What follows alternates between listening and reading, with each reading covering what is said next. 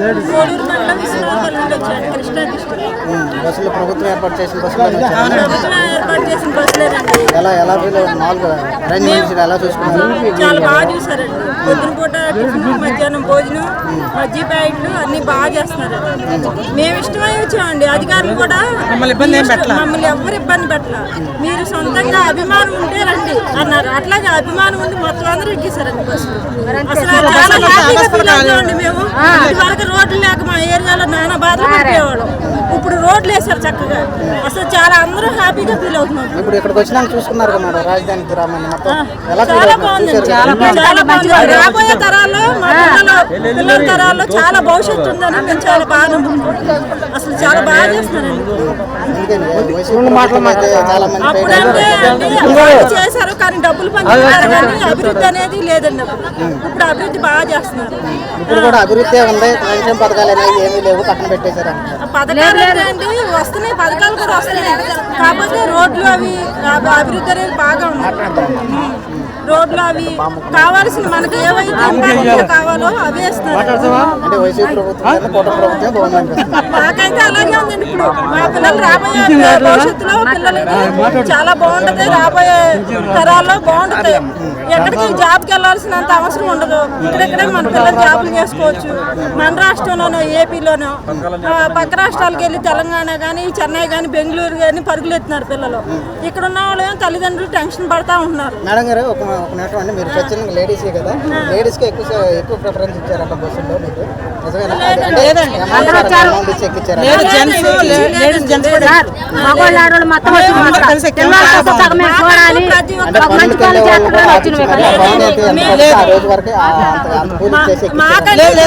ఉందండి గ్రామ దేవ సాక్షిగా మాకు అసలు ఎవరు ఏ రూపాయి ఇవ్వాల.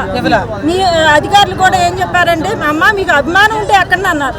మాకంటూ సొంతంగా ప్రతి ఒక్క గ్రామంలో గ్రామ దేవత అనేది ఉంది. మాకంటూ మా ఏరియాలో అసలు డబ్బులు మేము బాగుంది. కూటమి ప్రభుత్వం అనేది బాగుంది. రోడ్లు అవి మంచిగా బాగా వేస్తానని ఎక్కేవండి. ఇప్పుడు మోదీ గారు మన రాజధాని గ్రామానికి రెండోసారి రాబోతున్నారు. ఫస్ట్ సారి వచ్చినప్పుడు మీరు మట్టి తీసుకుని వచ్చారు. మరి రెండోసారి వస్తున్నారు కదా, మన రాజధానికి ఏమి ఇస్తే బాగుందని డెవలప్ చేస్తారండి. అంటే ఈ 4 సంవత్సరాలు ఉంటే డెవలప్ చేస్తారు. ఈ 4 సంవత్సరాల తర్వాత జగన్ గారు వస్తే పరిస్థితి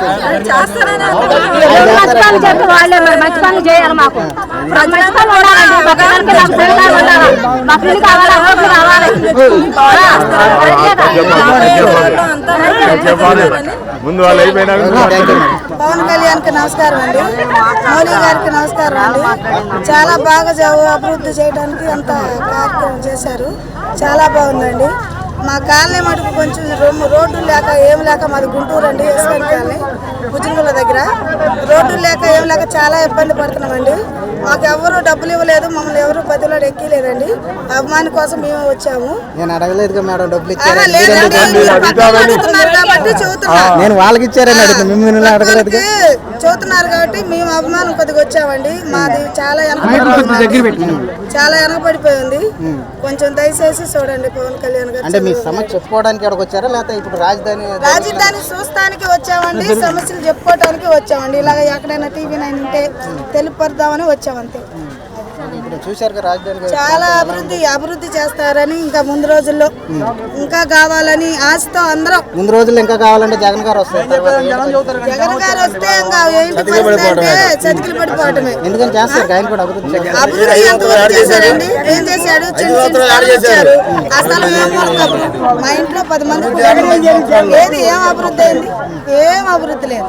అది చాలా వెనక పడిపోయండి. చంద్రబాబు నాయుడు చాలా మేలు చేస్తారు.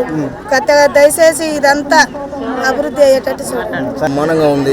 ఎక్కడ పడితే అక్కడ ఫుడ్ ఉంది, బటర్ మిల్క్ ఉంది, వాటర్ ఉన్నాయి, అరటికాయలు ఉన్నాయి. నంబర్ 1 గా చూశారు. ఓఆర్ఎస్ ఉంది, బ్రహ్మాండంగా చేస్తున్నారు.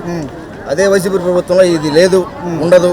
డబ్బులు ఇచ్చి వాళ్ళే ఎక్కించుకొని వస్తారు. మీరు ఇందాక అడిగారు వాళ్ళని, డబ్బులు ఇచ్చారా, ఎంత ఇచ్చారా అని అడిగారు. చాలా మంది పనులకు వెళ్ళే వాళ్ళని కూడా ఆపించి మరి లేదు అభిమానంతో వచ్చిన వాళ్ళే అందరూ నంబర్ 1 గా చేస్తున్నారు.